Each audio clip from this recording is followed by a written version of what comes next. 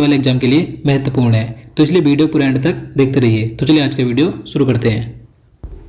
तो यहाँ पर आज का पहला क्वेश्चन है, निम्नलिखित में से किसे कंप्यूटर का पितामह कहा जाता है। तो देखिए जितने क्वेश्चन मैं आपके लिए इस वीडियो में लेकर आया हूँ, अगर आपको इनमें से किसी का भी आंसर पता है तो आप नीचे कमेंट बॉक्स में बता सकते हैं, ताकि आप इस वीडियो के माध्यम से अपना रिवीजन कर सकें। तो देखिए कंप्यूटर का पितामह यानी कि फादर ऑफ कंप्यूटर या कंप्यूटर का जनक किसे कहा जाता है, तो चार्ल्स बेबेज को कहा जाता है। तो इसका आंसर ऑप्शन भी हो जाएगा चार्ल्स बेबेज को। देखिए इनका जन्म लंदन में 1791 में हुआ था। तो आपको याद रखना है, father of computer Charles Babbage को कहा जाता है। अगला क्वेश्चन है, कंप्यूटर की भौतिक बनावट क्या कहलाती है। तो देखिए आप सभी जानते हैं जो कंप्यूटर की भौतिक बनावट होती है क्या कहलाती है, हार्डवेयर कहलाती है। तो इसका आंसर ऑप्शन भी हो जाएगा हार्डवेयर। देखिए कंप्यूटर के वे भाग जिन्हें हम देख सकते हैं, छू सकते हैं, तो उसे हार्डवेयर कहते हैं। जबकि जो सॉफ्टवेयर होता है इसे हम ना ही छू सकते हैं ना ही इसे हम देख सकते हैं। देखिए सॉफ्टवेयर के आधार पर ही कंप्यूटर का हार्डवेयर कार्य करता है। तो आपको याद रखना है। अगला क्वेश्चन है, वह हार्डवेयर डिवाइस कौन सी है जिसे आमतौर पर कंप्यूटर का ब्रेन कहा जाता है। तो देखिए कंप्यूटर का ब्रेन यानी कंप्यूटर का मस्तिष्क किसे कहा जाता है, तो सीपीयू को कहा जाता है। तो इसका आंसर ऑप्शन सी हो जाएगा सीपीयू को। देखिए इसकी फुल फॉर्म क्या होती है, सेंट्रल प्रोसेसिंग यूनिट। याद रखना है। देखिए यह कंप्यूटर का नियंत्रक भाग होता है जो कंप्यूटर के सारे कार्यों को नियंत्रित करता है तथा यह इनपुट को आउटपुट में रूपांतरित भी करता है। तो आपको याद रखना है, कंप्यूटर का ब्रेन सीपीयू को कहा जाता है। अगला क्वेश्चन है, इंटीग्रेटेड सर्किट चिप का विकास किसने किया था। तो इसका आंसर ऑप्शन सी हो जाएगा रॉबर्ट नोयस और जैक किल्वे ने। इन दोनों ने मिलकर इंटीग्रेटेड सर्किट चिप यानी कि आईसी चिप का विकास किया था। देखिए जो इंटीग्रेटेड सर्किट चिप होती है इस पर सिलिकॉन की परत होती है। तो ये क्वेश्चन कई बार पूछा जाता है कि इस पर कौन सी परत होती है, तो सिलिकॉन की परत होती है।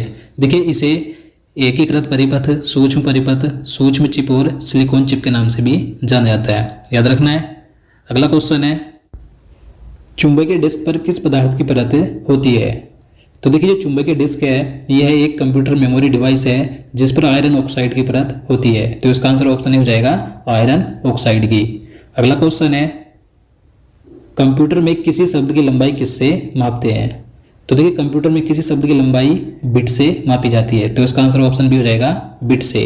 और देखिए अगर आपसे क्वेश्चन पूछा जाए कि कंप्यूटर मेमोरी की सबसे छोटी इकाई कौन सी है, तो बिट है। बिट कंप्यूटर मेमोरी की सबसे छोटी इकाई है। और देखिए मैं आपको बता दूं 8 बिट मिलकर 1 बाइट बनाते हैं, यानी कि 8 बिट बराबर 1 बाइट होता है। और 1024 बाइट बराबर 1 केबी यानी कि 1 किलोबाइट होता है। इसी प्रकार से 1024 केबी बराबर 1 मेगाबाइट होता है, यानी कि 1 एमबी होता है।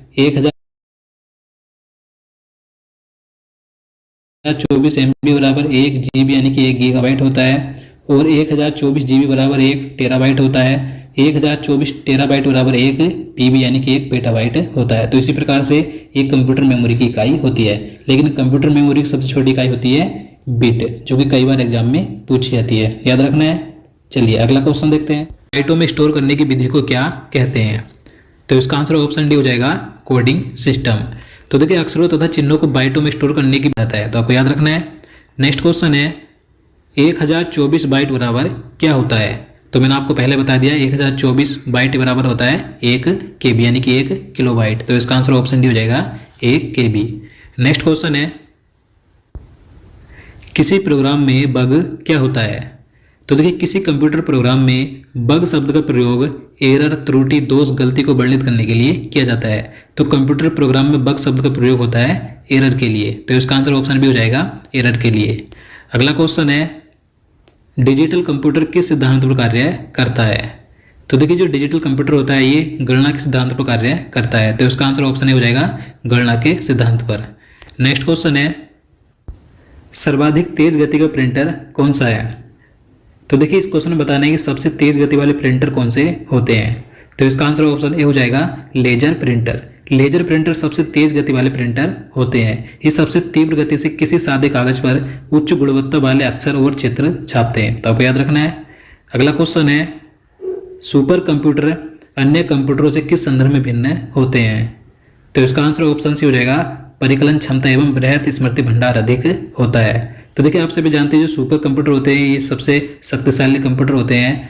तो देखिए सुपर कंप्यूटर में हजारों प्रोसेसर होते हैं जो कि प्रति सेकंड में अरबों खरबों गणना कर सकते हैं। तो आपको याद रखना है। आगे है निम्नलिखित में से कौन सी वैज्ञानिक कंप्यूटर भाषा है? तो देखिए मैं आपको बता दूं, कंप्यूटर प्रोग्रामिंग की बहुत सारी भाषाएं होती हैं। तो इस क्वेश्चन में बताना है कि इनमें से कौन सी वैज्ञानिक कंप्यूटर भाषा है। तो इसका आंसर ऑप्शन सी हो जाएगा फोरट्रान। इसका पूरा नाम होता है फॉर्मूला ट्रांसलेशन। देखिए इस भाषा का प्रयोग वैज्ञानिक गणनाओं हेतु किया जाता है। तो ये जो फोरट्रान है ये वैज्ञानिक कंप्यूटर भाषा है, याद रखना है। नेक्स्ट क्वेश्चन है,